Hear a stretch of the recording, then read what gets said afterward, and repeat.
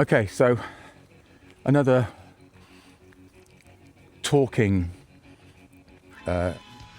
video, really, I suppose. Most of what I do is either on motorbikes or something like that. But the last few days, Mel, who's got her own sort of YouTube thing going on, has been experimenting with different mics and cameras and that's been a bit of fun. So I'm kind of doing a little bit of that myself. So one of the things I wanted to sort of get into today was this.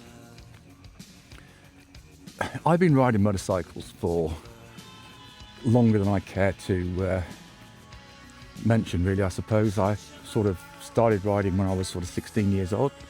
Had my first non-moped bike when I was 17. And then, really used bikes as a mode of transport and getting to work and everything when I was younger. But really it was in the early 90s. Really started to get into bikes in a way that really became more than just a mode of transport, but really became a passion. My first bike was around that time was a ZZR 600, which was an awesome bike. And that engine was just really well known for,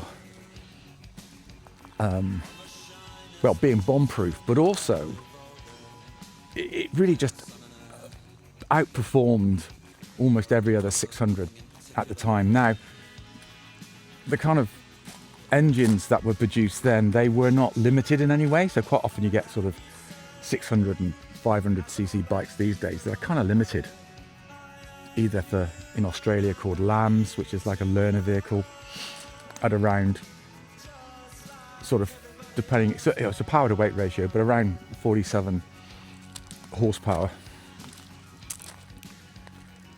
But the bikes back then, around 600, I mean, they were kind of full-on super sport bikes. They probably produced around 100 horsepower, I suppose. Yamaha had the R6. Suzuki had its GSXR 600.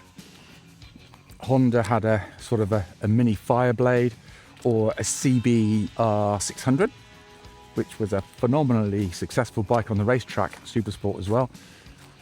And also Kawasaki that had its 600. That probably, I suppose, was less of a sort of super sport bike, almost going a little bit into the sports touring regime. Their larger engines of the ZZR style certainly was a sports tourer, but this 600 engine was just unbelievable. Anyway, I had my first sort of really big crash on that bike, but for the time I had it, it was an immense bit of fun. The CBR 600, that was the bike that got me, following my incident and injuries, that got me back to riding again. So it was a fairly comfortable riding position. I had a GSXR, or I had a few GSXR 600s, and those were the bikes that I raced.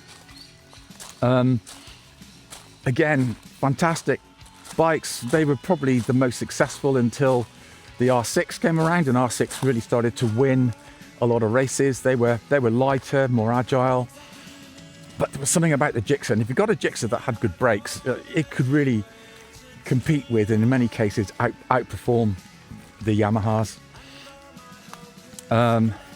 So yeah, 600s back in the day were really, really excellent bikes. Very different to many of the 600s you've got today that, for legal learner reasons and everything else, are either a twin and seem to come in around sort of 47 if it's a LAMS or learner bike, all the way up to possibly, you've got some around 100 horsepower or thereabouts today. But like I say, back then the engines were different, and don't forget there was no electronics on any of the bikes then.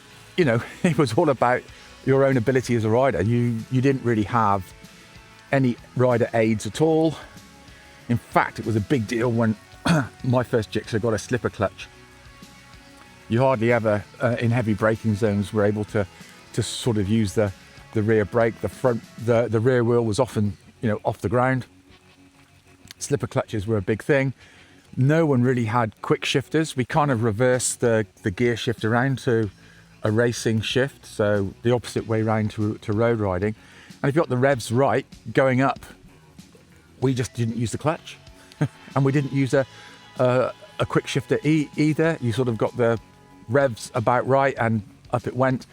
And it was possible to not use the clutch on a downshift, but mostly, I must admit, I did use a clutch. So bikes today are very, very different, and the way people ride them, I think, are quite different to the way we rode them many years ago. I'm going to start talking a little bit about some of my experiences of riding bikes, and I got to say, I am no expert, right? So I'm just sharing what I've learned, what my experiences have been, but I'm not a mechanic. I've never been a professional rider.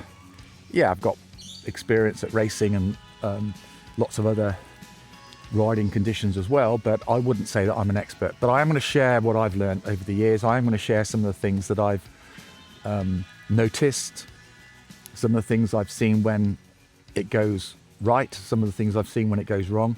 And I'm just going to do short videos occasionally about that sort of stuff, especially when it's miserable, wet and raining here on the sunny coast, and I'm not out riding my bike. So there you go. I'm going to do a little bit of that, and I'll see how it goes. So I'll catch you later. Thanks.